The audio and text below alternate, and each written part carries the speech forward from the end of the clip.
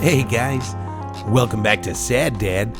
My name's Dave Abkarian. I am a comedian out of Fresno, California, and this is a podcast where I sit down with my fellow funny friends, my fellow comedians, and we talk about dads. Hi.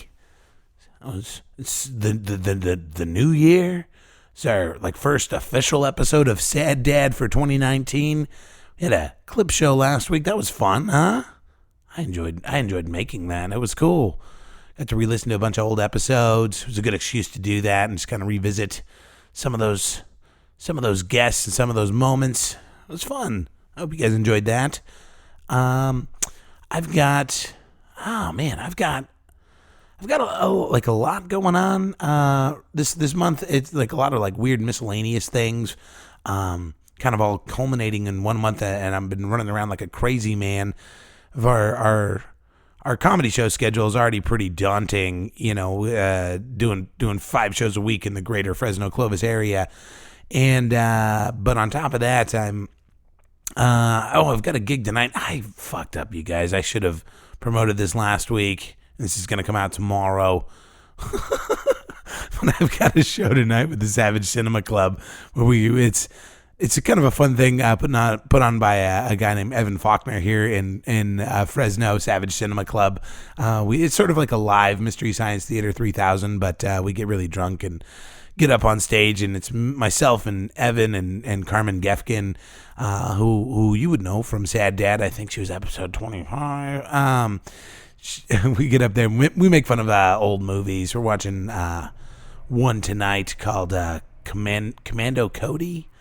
Yeah, so I'm doing that tonight. I'm so sorry I didn't mention that last week. You could actually come out and see it. I'll promote it on social media. Hopefully you guys see it. I hope. I don't know. Come out. That'll be fun. This is all, I don't know what the point of this promotion is. Anyway, so yeah, and even if you can't make it to the one I'm on, go see Savage Cinema Club. They usually have it at Full Circle Brewery here in Fresno, so it's a good time. I've been on them before, and it's always a blast. We get real drunk and make fun of old movies in front of a large audience of people. So cool, and I've been prepping for the live Sad Dad on January 26th, doing that at Tioga Sequoia Brewery, also in Fresno. I've been writing segments for that because, it's I talked about it a little bit last week, but it's live podcasts. They're a little different because, you're performing for two audiences. You're performing for the live audience, and you're also performing for the for the listening audience. And so I've been writing a lot of segments for that. Have some ideas for that, bringing in some Sad Dad All-Stars that you guys know from the show to come out and do. They're going to do a little bit of stand-up, and then they'll do a little panel interview with me, and then I'll have them tell the people I'm bringing out are my favorite all-time dadecdote people. So have them tell their dadecdote live. And so that'll be fun. January 26th. If you get a few of you guys out there to support that'd be fun. I have no idea what to expect as far as turnout. But that's okay. That's all right. It's just for me, I look at it, it's a kind of a fun experience, or experiment, I should say. And, if I can get the live format of Sad Dad working and viable, it'd be cool to do in the future, and so that, and then I do a Christmas tree burn where I go around and I collect everybody's old Christmas trees, and then I do a big party, and then we set all those Christmas trees on fire. Not all at once. That's just a raging inferno. We kind of do it one by one. I found too, I've been doing it for 10 years now. And I think the sweet spot, you need about 15 to 20 trees, right? Because I used to get a lot. I used to get 30 to 40 of them, That was a lot of work. And but it gets kind of boring after a while, You can only see so many Christmas trees burst into flame before even that's kind of meh. And then it's a big old mess. And so anyway, but it's been raining. It's been raining like crazy this last week. And I haven't been able to get out and collect the trees because of that. And then I'm having to push it back a week because it's going to rain the weekend I was going to do it. It's been a whole thing. That's been me. So just a lot of weird miscellaneous things. But But I'll tell you what's not weird and miscellaneous. My guest today, Nicole Becannon. She's amazing. She's so cool. I've been wanting to have her on for so long. And she's... Nicole, I'm trying to think. The first time I met Nicole, she came on... She showed up with Keith Carey, who you know from a few episodes back. And she opened for Keith. And I met her, and it was a weird set of circumstances, if I remember right, that I met Nicole because she was performing. But in the meantime, there was this comic, this local comic, that who was going through a really hard time and had this like full blown meltdown the night that Keith and Nicole were performing. And so I actually didn't get to see Nicole's set because I was having to deal with this comic that was having this like nervous breakdown. And I eventually had to drive that comic home. Like, it was weird. And I didn't really like get to meet Nicole until she came back like 6 months later. And she's such a sweet human being. And she's so fun and so thoughtful. We actually sat down and did this episode of Sad Dad. It was actually, she was up performing again just earlier this week, and we sat down after the show. We both, Nicole and I, got a little bit drunk. We're a little bit drunk, not crazy drunk, but a little bit drunk. I had to cut the first 4 minutes off of the beginning of this because we because there was some booze involved, some things were said. We talked a little too much shit, and I was like, "Oh, we should probably cut that part out." So, in the background, because I record these episodes, sitting at my kitchen table, and in the living room is Keith Carey playing the Spider-Man video game, and then there's another really funny comic. I actually recorded an episode with him. Anthony K is also in the room as we're recording this, and so I'll actually have Anthony K's episode out next week. I had a great chat with him too. So. Guys, I think we're just going to jump into it here. I've been rambling already for too long. I'll catch you on the other side of this thing. But here we go, guys.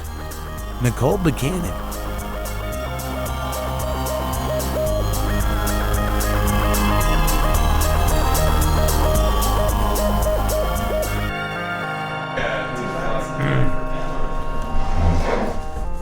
Got your headphones right there.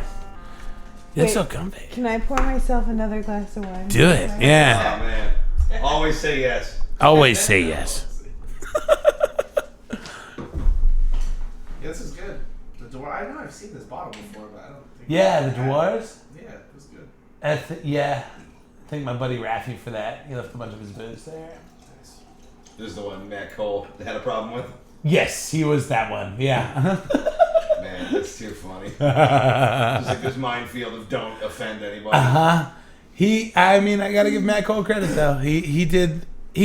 That was the thing though, was like, Matt was like, I'm just trying to have a conversation. And like, I was like, Matt, I don't think it's that guy's responsibility to educate you on this. Like, God bless him. Yeah, Google it. Figure it out. Google it. You're fine. I'm going to have to cut all of that out. You have fancy equipment. Oh, thanks. I made this. Filter and shit? Yeah, I got a pop guard and a filter. Yeah, and then this thing, because I used to like clamp these to the table, but they would like fall off. Mm-hmm. And so I made this. It's pretty. Beautiful. It's not really. I love your laugh. Oh, thanks. Thanks. It makes me happy. Does it? That's good. Does me setting my wine glass on the table like that ruin the podcast? No, I think you're good. I think it only adds to it. Okay. It makes people feel like we're here. I feel like we're having a conversation. Okay. You feel like we're having a conversation? That's exactly what we're doing. That's what I feel like we're doing right now. I've had a little bit to drink too. Shut up. Don't shut up. It's a podcast. We're having a conversation. Okay. That's great. You just drove back from Sacramento?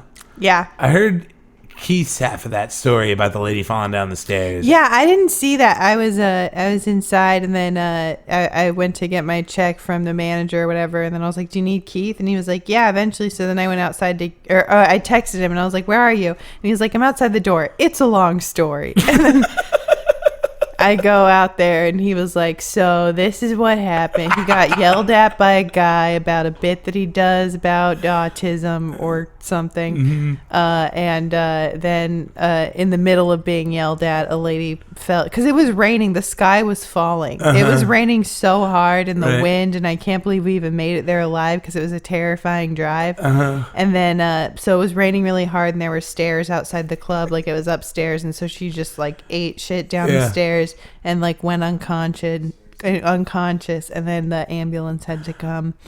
It was a weird night. Yeah, I just like that, like the end product of Keith's long story is like a woman bleeding and unconscious. Yeah. I feel like that's how most of Keith's stories end that way. Just kidding. Keith's not a rapist. Yeah, well, that's what everyone assumed that meant, right? What's your like? Where did you start in comedy? Like, what scene?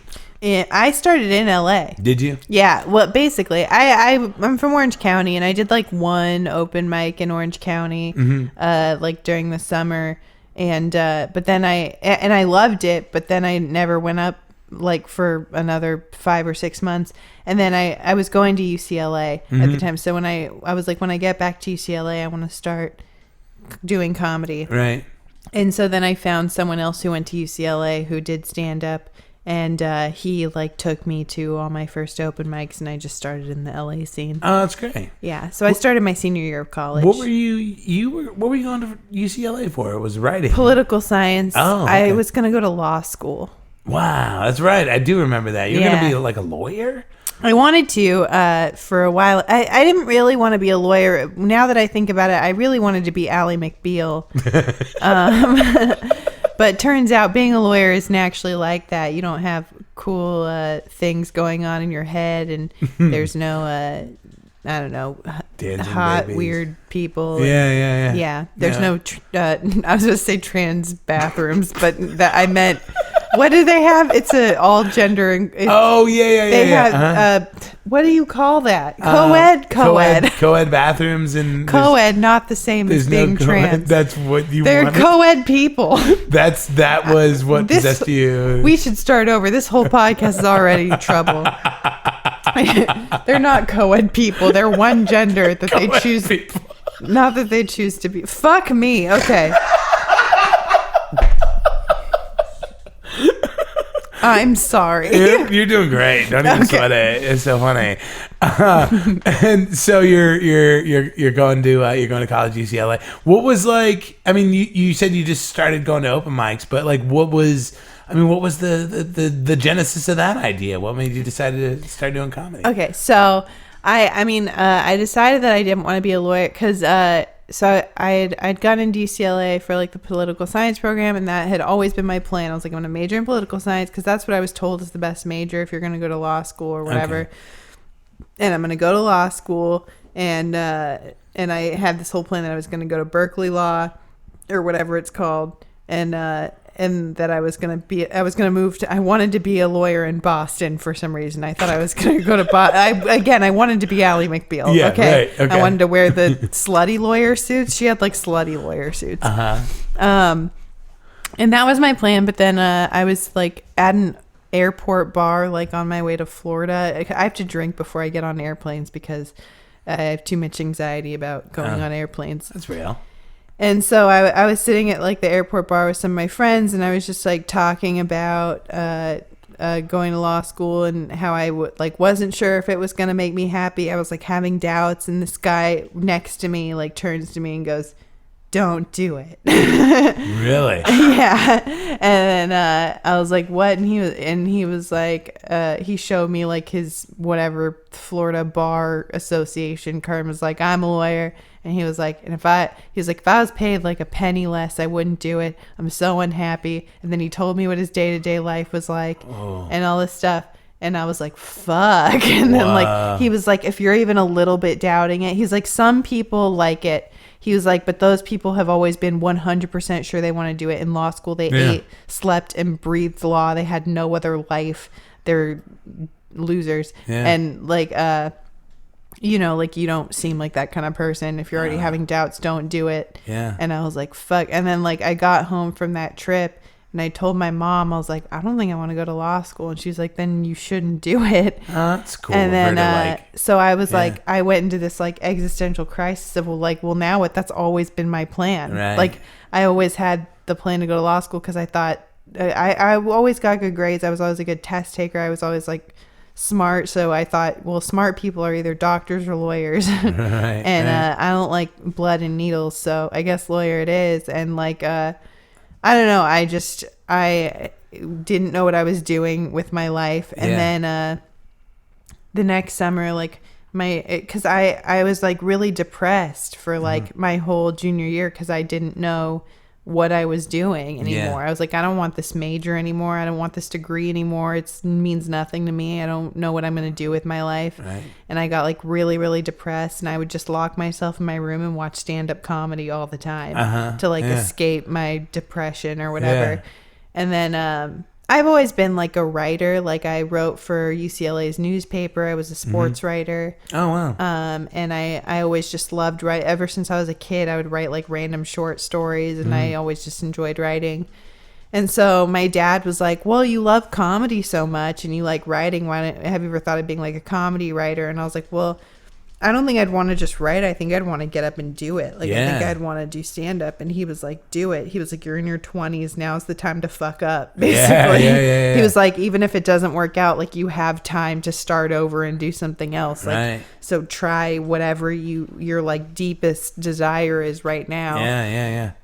So then I decided to do it. That's great. And knowing, I mean, not only did you do the stand-up thing, but you just got off that pretty cool job with Netflix. Yeah, I did. I did end up getting a writing job. That's so cool. Yeah. yeah. The fact that you actually kind of realized that dream. Yeah, it happened fast for me. I've been very lucky. I've had some cool people in my corner and some really supportive people, and I've kind of been in right place, right time a lot of times. So things have happened pretty quickly. So my dad doesn't regret supporting me in that decision. Yeah. It's so cool that they kind of recognize that. How did you end up? You're oddly enough, you're sort of like the I don't know how to put this, but you ended up being sort of like the Fergie to the Mean Boys Black Eyed Peas, like. Is that how Keith's nodding? I'll take that. How did you fall in with that crowd? I'm trying to think. Okay, now I remember. I was going through a rough time, and I was in New York for Skankfest, which is a really fun festival out in New York, and Keith was out there too, Keith Carey. And we were both a little drunk, and I was just talking about life, and we were, shooting the shit. And then he was like, hey, you want to open for me? And I was like, yeah. And it was actually out here. It was like Barmageddon or something. It was like somewhere around here. Yeah. And he was like, do you want to open for me? And like, it was like 3 months from then, but I was like, sure. And then we just never talked about it again. Like, I didn't even think he remembered. But then 3 minutes later, he was like, do you still want to go to this thing? And I was like, yeah. And we didn't know each other super well, but then we just like went on the road together and just ended up being like really, really good friends. Yeah. And then I just kind of went with him everywhere because we enjoy being on the road together. Right. And definitely made me a better comic to start going on the road with him. And then, I don't know, from there I just became friends. Connor would ask me to do shows with them, and we became friends. And I did their podcast, and the listeners seemed to like me. Apparently they said I was raw. Yeah. And so then they had me on again, and I just I don't know, I just and they became some of my best friends just through me and Keith roast battled each other, and it was like the most fun roast battle I've ever had. Yeah. And like we just ended up hanging out all the time, and they kind of became like my emotional support rock of a group. And then I don't know, they're my best friends. And, we also just all enjoy doing shows together and hanging out. So and you mentioned the roast battle, and you also mentioned you have like a background in sports writing. Was that a little bit of the appeal to to roast battle for you? Like the competition, and then the fact that there's a bracket involved, and absolutely. It, I was telling Keith earlier because we were talking about mini golf, and because I've been feeling a lot of like anxiety lately, so he was trying. I actually got a massage on my way from Sacramento to here. I was like, Keith, go do something else for now. I'm gonna get a massage because I just can't deal with my brain right now, and I need to shut it off and relax. But like he was like, yeah, whenever I'm anxious on the road, I go and I play mini golf. And I was like, what? Are you crazy? That sounds terrible. Because like my boyfriend, like a month ago, I was really stressed out at work, like with the historical roast stuff. And he was like, well, this weekend, let's go play mini golf. And I was like, that doesn't sound relaxing at all because I'm so competitive. Yeah. And I'm also bad at golf. Yeah. Mini golf. I've never played actual golf, but I'm bad at mini golf. Right. And so like being competitive and bad at something is never like a good time. I'm just mad. I'm really mad. And so, I'm a really competitive person. So mixing the aspect of like comedy and writing and just competition and being competitive definitely was a big appeal to me. It was also the first show I ever saw at the Comedy Store when I was dating someone that I had met on Tinder in college, my junior year of college, before I ever started stand-up when I was really depressed. And he, I told him that I really enjoyed watching stand-up comedy. And he was like, have you ever been to the Comedy Store? And I was like, no. He was like, I'm going to take you. So he took me to Roast Battle. And I like fell in love with the show even before I started doing stand-up. Oh, wow. So. Yeah. How cool. Yeah. Did you play a lot of sports growing up? I played soccer and softball, and I did taekwondo, and I tried quite a bit. I was never super athletic. I was scrappy. I was very competitive. So like in soccer, I was always like knocking people over and getting carded by the refs and shit just because I was like throwing elbows. Yeah. So that's what they liked about me, because I was just like aggressive and I tried really hard. But I was never like naturally good at sports. But I mean, those are all like attributes that lend themselves well to the unforgiving world of comedy. Sure. You know? Yeah. I mean, that's great. And did you grow up in Los Angeles? Or was that where you were? Orange County. Like Huntington Beach. So like 45 minutes out of Los Angeles. I gotcha. I'm pretty well acclimated with Los Angeles. Sure. Yeah. What was that like growing up out there? It was, I mean, I kind of hated Orange County for a long time while I lived there. Like, I felt like I didn't really belong, especially in high school, which I feel like nobody really believes that they belong in high school or like in their hometown. You're like, I'm going to get out of this fucking place. But now that I like live in LA and I'm like not there as much, I appreciate it more when I go back. Yeah. For sure. Oh, that's great. When was it? When did you decide? I mean, was it when you made that move to USC that you made the move? UCLA. UCLA. I'm sorry.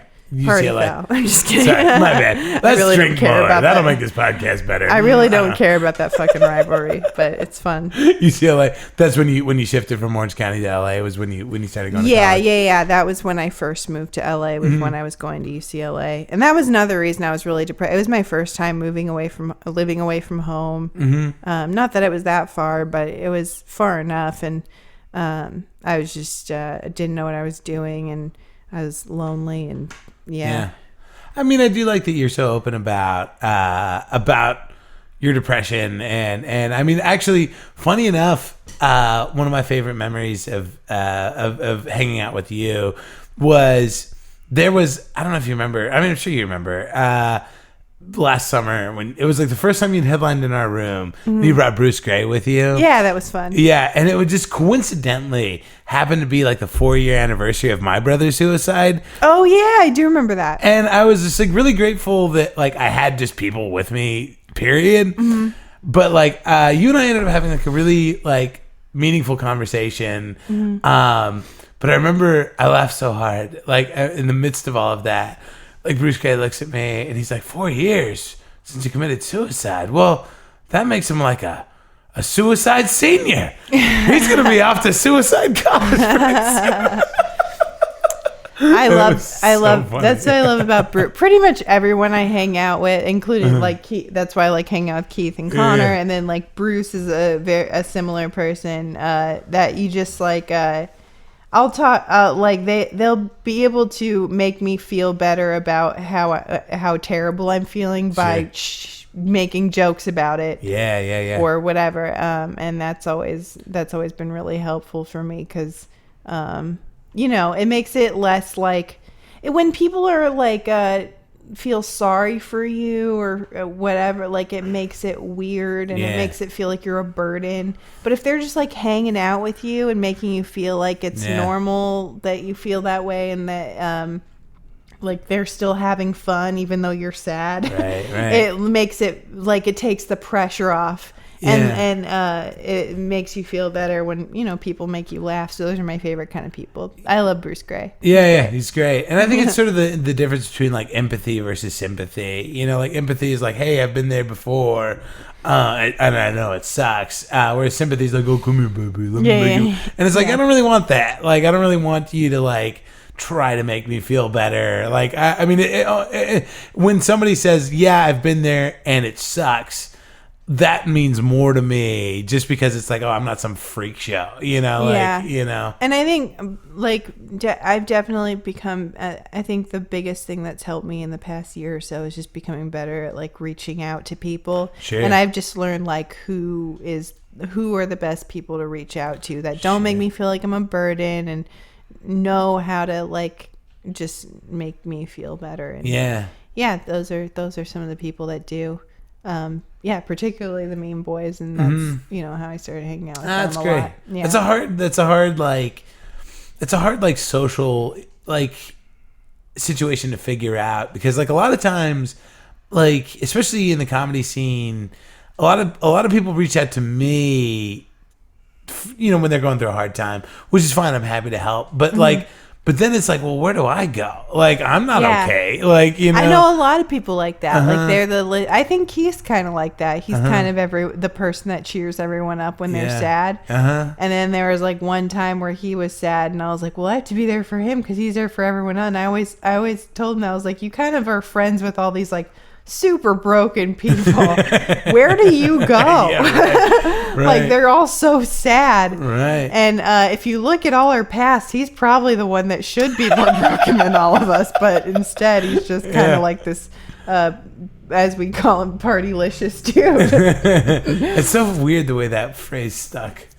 Partylicious? I think Connor came up with it. That's so funny. But now it's going to be his album title. Is this going to be released before his album comes out? Yeah, it'll be out this week. Yeah, everyone go drive all the way to LA if you're out in Fresno and go see Keith's album recording January 27th at Chatterbox. Yeah.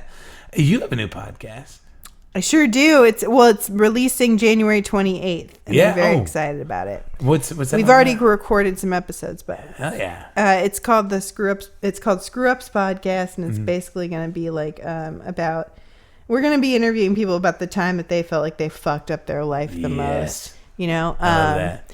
Which is great because then you see like, oh, they all came out alive, and we'll just riff on it. And in a similar way that I said, like when you're sad or whatever and someone just kind of like makes jokes about it, makes you feel better. Like we're just going to riff and make fun of like the worst time in people's lives. That's great. And I think it'll be really fun. My co-host Jessie Johnson is like super different from me in every way. Like her comedy, her like demeanor. She's very like upbeat and goofy. Yeah, she is. I've met her before. She's a delight. She's a delight. She really is. And the dynamic is really fun, and I'm really excited about it. And we don't just talk about like deep, heavy like fuck ups. It's also just like our last episode was just me and her, and we talked about our deep, heavy fuck ups, but also just stuff that's happened the last few weeks. I accidentally sent her a video of me giving a blowjob. Oh, jeez. So that was a big fuck up. Oh, that was like that's probably one of the biggest fuck ups it's like a very embarrassing fuck up. Yeah. It might be the most embarrassing moment of my life. That's hilarious. Did she give you any feedback on it? No, she was like, did you mean to I didn't realize that I accidentally sent it to her, and then in the morning she was like, did you mean to send this to me, or do I have to put out a hit on someone? And I was like, oh fuck. I was like, how do I go about this? Do I like pretend like is it less embarrassing if I did it on purpose? Do I just say take notes? Yeah. Like what? And I was like, oh my God, I did not mean to send that. I'm so. She was like, I only watched like a second. The minute I realized what it was, I like screamed and threw my phone. And I was like, oh, That's good. hilarious. And then I was over at her place and I was like, can I delete that? And she was like, well, I kind of want to keep it just in case. And I was like, just in case what? She's like, in case I need a job later. That's funny. Oh, she sounds delightful. She's great. Yeah. And if you want to hear more about that story, listen to our podcast releasing January 28th. That's great. Yeah. Well, you're Nicole Becannon. Mm-hmm. This is a podcast. That's who I am. That's This who is you a are. podcast. This is a podcast, as we established earlier. It's a conversation. Mm-hmm. It's totally a conversation. This is a podcast where we talk about dads. Yeah. Yeah, and you have a dad. I do have a dad. You do, and so I'm going to ask you a bunch of questions about him. Okay. Sure. Shoot. So we start from the beginning. We just run through it. Mm-hmm. Where did your dad grow up? He grew up in Long Beach. Okay. So, LA area-ish. Mm-hmm. So, and not that far from where I grew up. Oh, okay. Yeah. What kind of what kind of kid your dad was? Was he He was a rebellious guy. Was he really? Yeah, he was super rebellious. Well, he got the shit beaten out of him. Like, his dad was like a super alcoholic, like not a great dude. And so he had a pretty rough childhood, and then eventually like was raised by a single mom. And wow.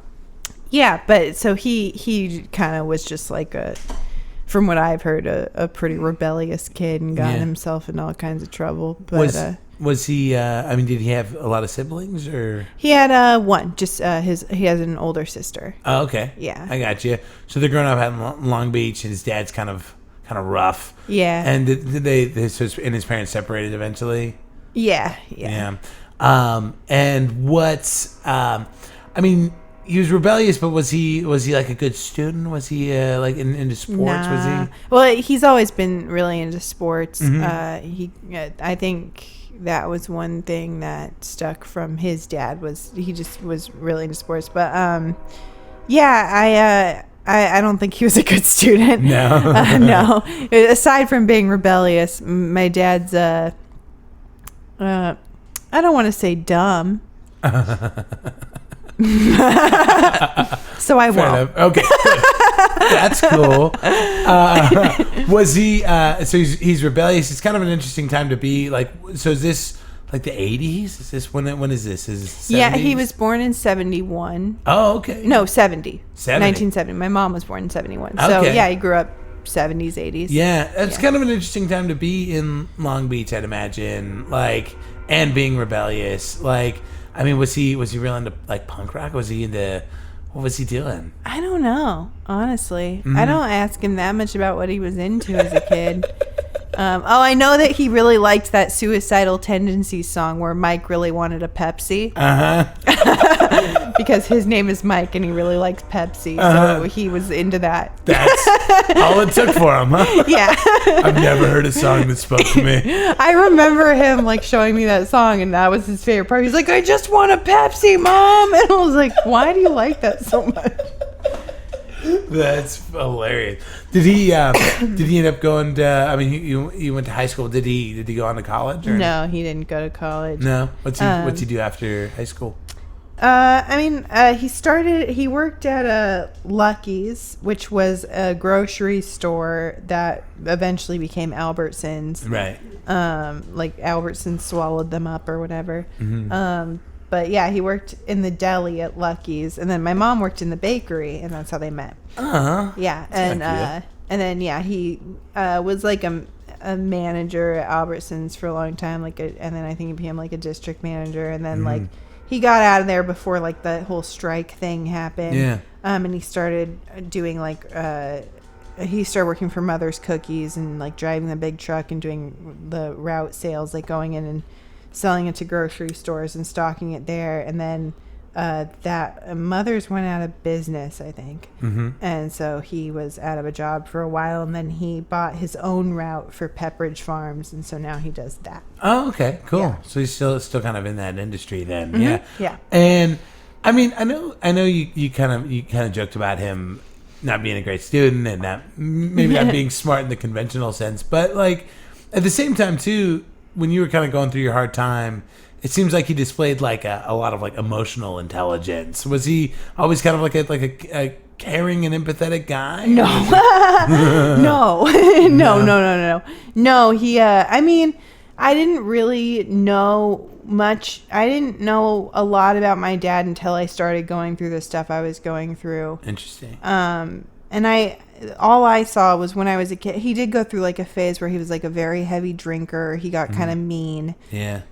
And all that stuff, but I didn't realize at the time what he was going through. I just saw from my kid perspective, like, Dad's an asshole. Yeah. You know? But then later on when I started going through my own stuff, and it mostly kind of started around like 19, 20, and then like in my early 20s, and then I realized like my dad was like fucking 22 when I was born. Sure. And I was like, I can't imagine having a kid right now with the like state that I'm in. Like I'd be probably a terrible mom, you know, right. And like just with the stuff he was going through and with his past and like then like his mom died and it got even worse. He was obviously like very depressed, but he didn't really believe in like taking medication or going to therapy or any of that stuff. Yeah. Because he was, I think, sent to like a lot of therapy as a kid and like was like put in like groups like children of alcoholics groups and stuff like that, and it never really worked for him, so he like just kind of wrote it off.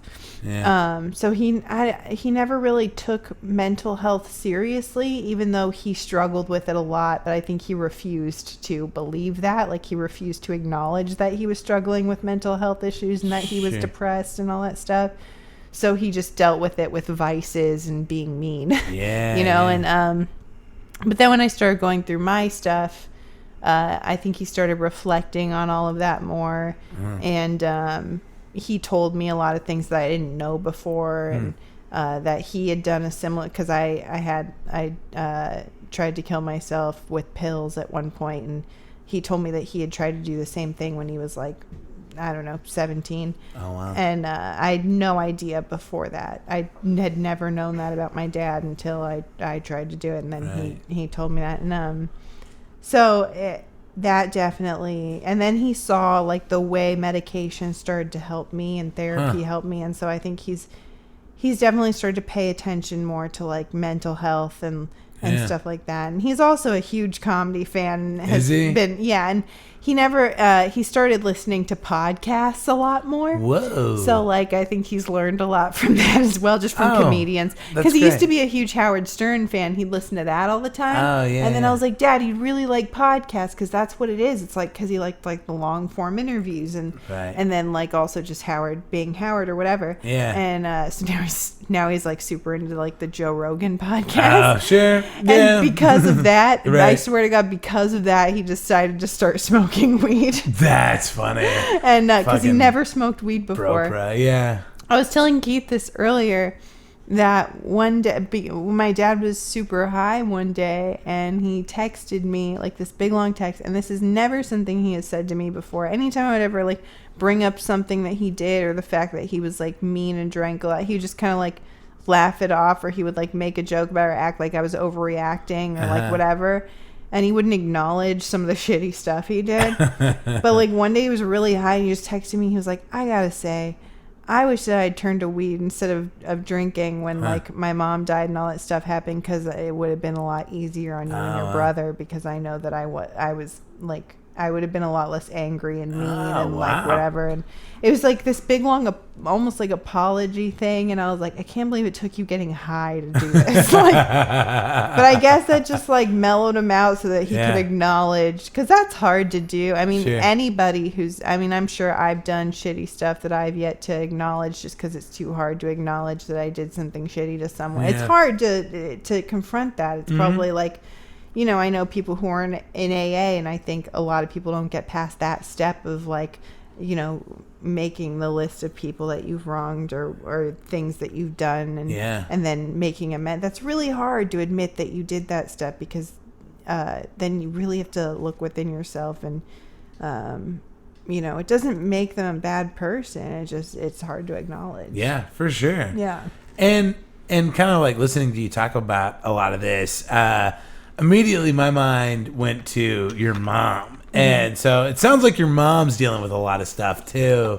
And I feel like it'd be remiss to not like at least talk about her experience in all of this. My mom is such a chill person. she's the rock in our family. Like we're all kind of crazy and mentally ill, and she's kind of the person that takes care of all of us. Like I've seen my mom cry a few times, and like she's not someone who like just buries things down and doesn't cry. Like she'll cry and she'll talk about her emotions and whatever, but I feel like she's very self-actualized. Like she's very sweet. She's very kind. Yeah. She's the least selfish person I know. She's like very sympathetic and she's a nurse. Oh, okay. And she's just she's an angel, and like I don't know how she deals with us all, and I'm sure she went through it a lot, and I've thought about that a lot because I used to kind of like resent my mom by being like, why are you letting Dad treat us this way? Like she would leave a lot of times and come back, like not like leave us, but I mean like she would take us and leave, and then we'd come back to him, and I'd be like, why are we going back to you know, someone who's mean? But I was a kid. He wasn't that bad. I just as a kid, like I thought like, oh, why don't you just divorce him? He's mean. You know, that's just how you think as a kid. But you know, you don't think like, oh, there's love involved and there's you guys have kids together, and also like, you know, it's a lot of stuff. And my mom, I know, went through a lot with that stuff. But she's everyone's. I'm sure she was my dad's rock during that time, and she understood more of what was going on with him than I did as a kid. She knew he was going through a rough time because they were together from such a young age. I mean, if they're they've been together forever, and they've like grown up together. Like my dad is a different person now than he was in his 20s. For sure. I mean, and the big switch I feel like was when my sister was born. She's 11, and I feel like that he really mellowed out after she was born. But when I think about my dad 20 years ago, my dad now, it's a different person. Well, and just kind of thinking about it, like, I mean, especially if she's a nurse, you know, I mean, there had to have been a point where she was dealing with your dad kind of going through just in the thick of it while also having kids, and then also like going to school. Like, was that like, I mean, was that a situation for her too? Like where she's going to nursing school on top of all this other stuff? So my mom actually went back to school. She dropped out of community college when she got pregnant with me. Oh, okay. Because that was not planned. I mean, they were already married. They wanted kids. They just didn't plan to do it so soon. Sure. And so she got pregnant with me, and then she was working at a place that paid her pretty well. So after she worked at the grocery store where she met my dad, she worked at a place called American Pacific that was like a bed company, and she was just like the production coordinator, and they loved her there, and she made pretty good money, so she just stayed there and didn't go back to, or she stopped going to school. Sure, yeah. But then later on, she decided to go to nursing when she was like 35. Good for her. She went back to school and then went to nursing school. But while she like in her first year of nursing school, she got pregnant with my sister. Of course. But this time she didn't drop out. She just kept going, and she dealt with it. She was in school. She was pregnant. She was definitely dealing with a lot. But she's just amazing. My mom's fucking amazing. I don't know how she does anything. She sounds rad. She's rad, and she's like kind of holding it all she's together. Definitely was through my like depression and emotional. She was the one that was really, really there for me, and was able to explain everything to my dad. Because like as a nurse, like she is able to explain things to me. I didn't want to take medication either. Like when I was going through shit and I was scared, and she was like, "Well, think of it like." Because I didn't really even think about mental health until I started dealing with it. And she was like, well, think about it this way. Like, you wouldn't not take your heart medication if you had heart problems. Right. So why are you not? Because I would stop taking my medication all the time. She's like, why are you not taking your medication if your brain is a problem? And she just has a way of explaining things. She's very understanding. She's always someone I can go to. I tell my mom everything, even if she doesn't want to hear it. Like, I'm like, Mom, I fucked my boyfriend last night. And she's like, I don't. Gross, Nicole. And I'm like, no, but you gotta hear this. It was so good. Like, I tell my mom everything. That's so funny. Did your dad have any like cool hobbies? Like, what was he into? I mean, he's always just been like really into sports, and I I think he played football. But other than that, I don't know about cool hobbies. He just kind of liked sports and beer. Yeah. He's like a dude. You know, he's like a dude-ass dude. Solid dude, he doesn't have any like cool hobby or nerdy hobbies. He's just kind of like, I like to watch football and drink beer. But he's really into comedy. And that's another thing I was going to ask you about. Like, so you're like, hey, Dad, I think I want to start doing comedy. Like, what's his reaction? No, like, I mean, he encouraged it. He was the one who was like, you love stand-up comedy, like, try it. And then, like, you know, he's always been really supportive of it. He's come to my shows. He's, like I said, he listens to a lot of podcasts, so he knows more than I feel like most parents do. Like, most parents, like, have certain idea, and they'll be like, well, why aren't you doing that? And my dad legit knows, like, the ins and outs of, like, what it's like to be at an open, just because he listens to all these comedians talk about it. What it's like to be at an open mic. He knows how long it takes to actually get good. He knows how long it takes to do so. How cool. He's not like other comedians talk about their parents like not really getting it. He kind of gets it because he listens to so much. Oh, how cool. Because he works like his work, like he drives around in a truck and then he goes and stocks stuff in grocery stores. So he's always got his headphones in. And he's always needing something to listen to. So he just listens to hours and hours of content. Interesting. Where he just really gets the ins and outs of it. He's listened to the Mean Boys before. Oh, how funny. He's listened to, like, he's a really big fan of Bert Kreischer. He listens to his podcast. I'm a big Bert Kreischer fan myself. But that's cool. Well, that's really, do you think, on some level, do you think he's wanted to be a comedian himself? You know what I mean? Like, he always jokes that he's like, I'd crush if I went. Like, I'd be so much better than you if I'd crush at an open mic. I'm like, okay, Dad. Yeah, right. Yeah. I think, but he definitely really enjoys it. He's a big fan. I think he's a big fan of my comedy. I think that's great. He's very proud of me, and I think me starting comedy brought us a lot closer. Yeah. We became a lot closer when I started comedy, because he really enjoys the whole world of it, and so I can talk about it, even the most mundane aspects of it, and he likes hearing about it, and he'll ask me a lot of questions about it, and he's excited to hear about it. Oh, how cool. So it's cool, and he's gotten to see me do some cool things, and, you know, work with some cool people that, you know, I got to introduce him to people that he, like, watched on TV before I ever became a comedian, so it's pretty cool, and it's definitely, like, brought us closer for sure. Wow, that's nice. Yeah, it's cool that he had all these like realizations. Like, I mean, so far into it, you know. I mean, in the past couple years, we've talked so much more, and really, I think come to more of an understanding about each other. And then he'll listen to me on podcasts a lot. He'll probably listen to this if he realizes it's about him. He'll for sure listen to this. And I'm sorry, Dad, if I've already said things to make you mad. You're not dumb. You just, you know, you're fine. He'll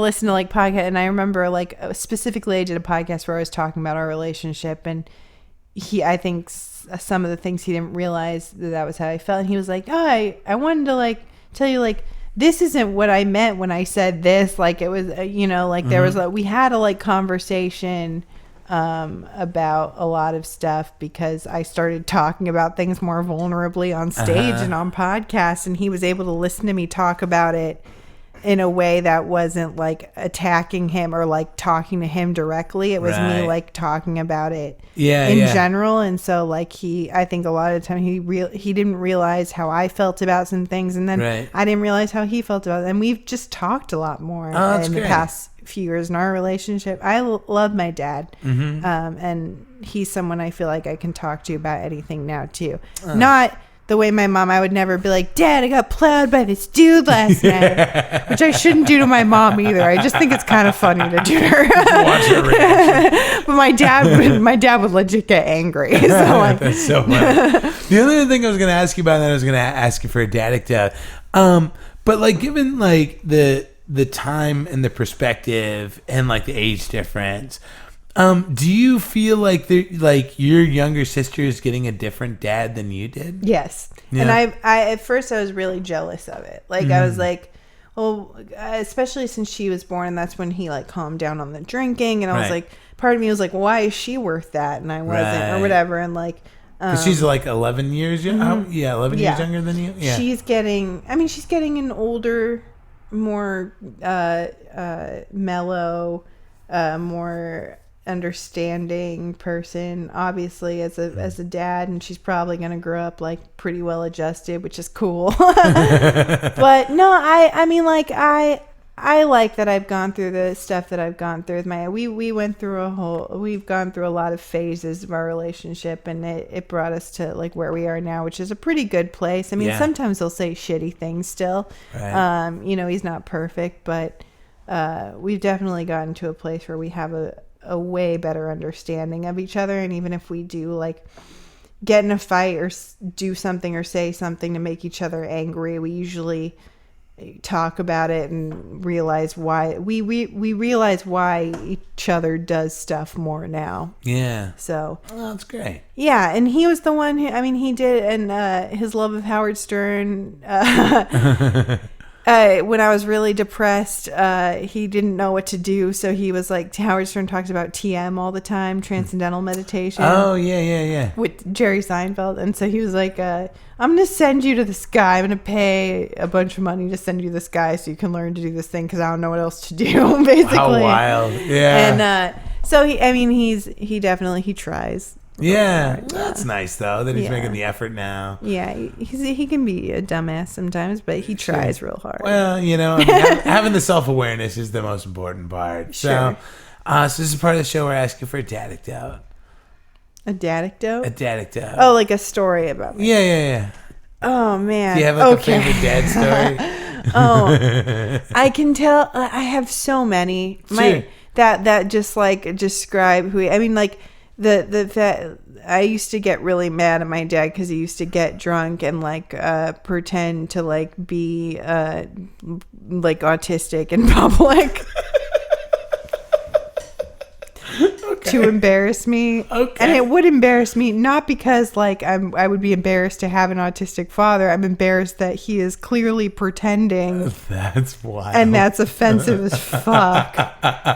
And I'd be like, Dad, stop. And he'd be like, no, it's like shock humor. It's like Howard Stern. I'm like, no, you're not Howard Stern. Like, stop. It was the worst. It was so bad. I used to like cry because he was embarrassed me so hard. You're like out at a restaurant or something, or where's Yeah. he doing this at? Yeah, like I remember one time we were at like Shaggy's Pizza and he was doing it, and I was like, fucking. I went to the bathroom and like just locked myself in the bathroom for like the rest of the time because I was like, I'm not gonna be out there with my drunk ass dumb dad. And like, so he's always been like. He's always thought he was funny. And sometimes he, and like, you know, there are things that was the only thing that I still find not funny at all. Sure. But there are things that I would find either embarrassing or offensive as a kid that now that I'm like older and a comedian that I'm like, oh man, my dad was pretty hilarious. That's funny. You know, Yeah, like yeah. it's stuff where like, and I think even still sometimes I'll be like, if I recognize like if you weren't my dad, I'd find what you were doing right now hilarious. But you're my dad, and this is Right.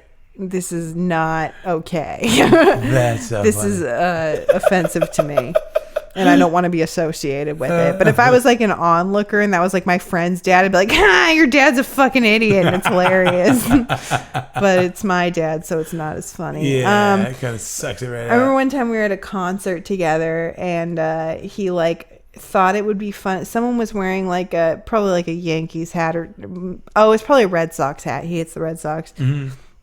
And he was really drunk, and he turns to some guy right next to him and was like, I'll pay you $20 if you knock that guy's hat off his head. Oh my god. And the guy was like, okay. And he took the $20 and he knocked the guy's hat off his head. He was like trying to start a fight. Between two people. And then the guy turns around. He's like, what the fuck? And the guy just goes, that guy paid me to. And the guy was like mad at my dad. And my dad. Just came back on your dad anyway. My dad's like, let's move over here. No, he's Your dad's basically trying to stage bum fights. But yeah, for my dad's a fans. fucking idiot. But he's a child, and he's a child sometimes, and sometimes it's embarrassing and offensive, and sometimes it's really funny, and probably gave me my sense of humor that I have now. So he's cool. Yeah, he's cool. He sounds like a kind of. He a also complex guy. doesn't do his imitation of autistic people anymore. Oh. That was more of a thing he did when he was like in his late 20s. Yeah. Your younger sister doesn't have to deal I don't with think that. he would ever. And then I came up with this mechanism because he doesn't like when I've like filmed him before and like posted it on social media, or I've like taken embarrassing pictures. So now funny. whenever he tries to embarrass me in public, I just start filming it, and then he stops because he's like, "No, don't post that on the internet." So that's my new thing. Is That's like funny. the minute he starts doing something dumb, I'll just start like taking pictures or filming him. And That's I'll stop. hilarious. Nicole, you've been an amazing guest today. Thank you. Yeah, I tried. You were amazing. And if people want like more Nicole Becannon in their life, Follow me at Nicole Becannon on Twitter and at Nicole_Becannon on Instagram, because I like to make things difficult and not make my social media uniform. And then also follow, if you want to keep updated on the podcast that's coming out soon, follow at Screw Ups Podcast on both Instagram and Twitter. yeah, you guys gave me a follow the other day. I was like, follow back. Yeah. Awesome. Nicole, thank you so much. Absolutely. You're the Thanks best. for having me.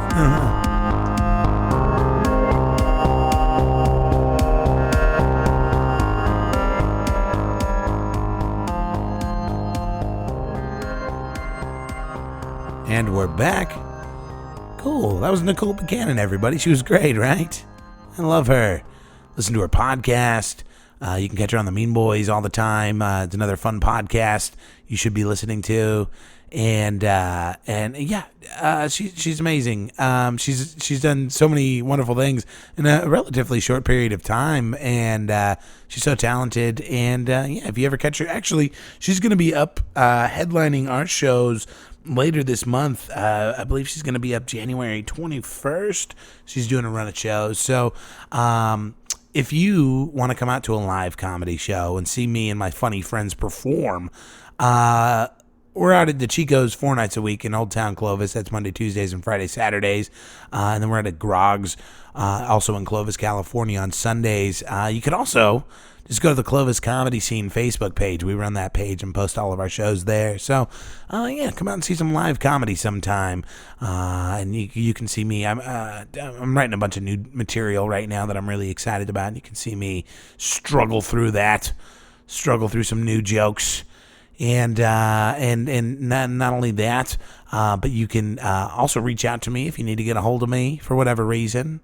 You can reach me at saddadpodcast@gmail.com. You can also find me on social media at Dave Abkarian on all the platforms. And if you could do me a huge favor and leave a rating and or review on iTunes, because people care about that stuff. And you can also send me your dadecdotes if you want me to read your dadecdote on the air. You can send that to me also at saddadpodcast@gmail.com, or you can hit me up on social media and slip into my DMs. And gosh, I think that's it, you guys. Man, this was so fun. Oh, cool. Nicole Becannon. We'll be back next week with a great episode with Anthony K. That episode with Anthony is kind of fun because you'll see it.